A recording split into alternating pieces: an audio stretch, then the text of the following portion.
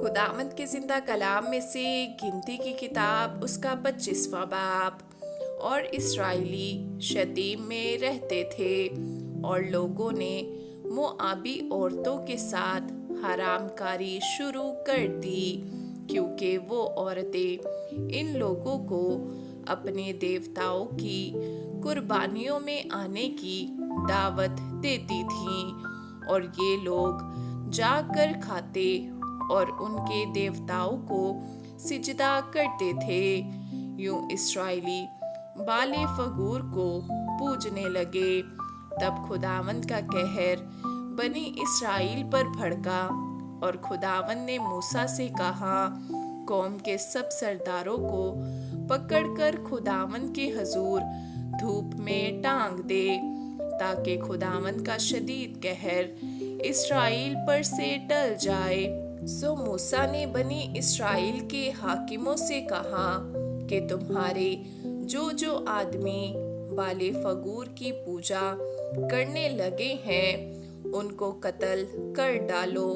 और जब बने इसराइल की जमात खैमा इज्तिमा के दरवाजा पर रो रही थी, तो एक इसराइली मूसा और तमाम लोगों की आंखों के सामने एक मदियानी औरत को अपने साथ अपने भाइयों के पास ले आया।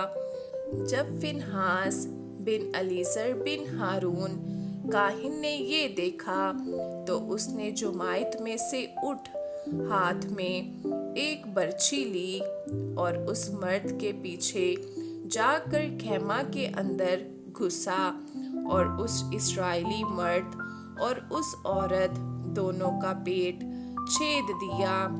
तब बने इस्राएल में से वबा जाती रही, और जितने इस वबा से मरे उनका शुमार 24,000 था।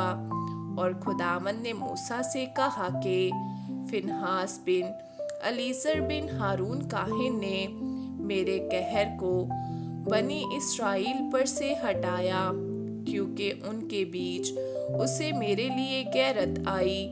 इसीलिए मैंने बनी इसराइल को अपनी गैरत के जोश में नाबूद नहीं किया।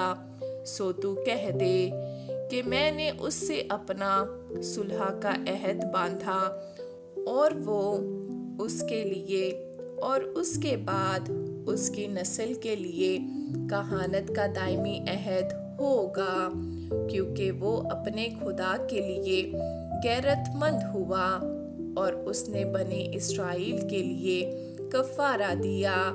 उस इसराइली मर्द का नाम जो उस मदियानी औरत के साथ मारा गया जिमरी था, जो सलू का बेटा और शमौन के कबीला के एक अबाई खानदान का सरदार था।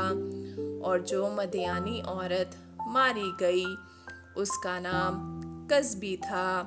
वो सूर की बेटी थी, जो मदियान में एक अबाई खानदान के लोगों का सरदार था।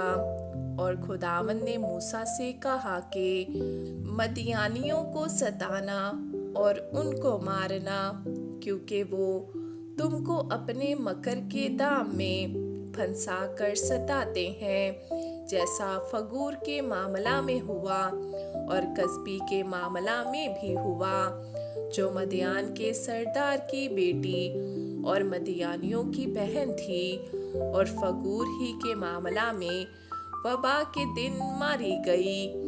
आमीन।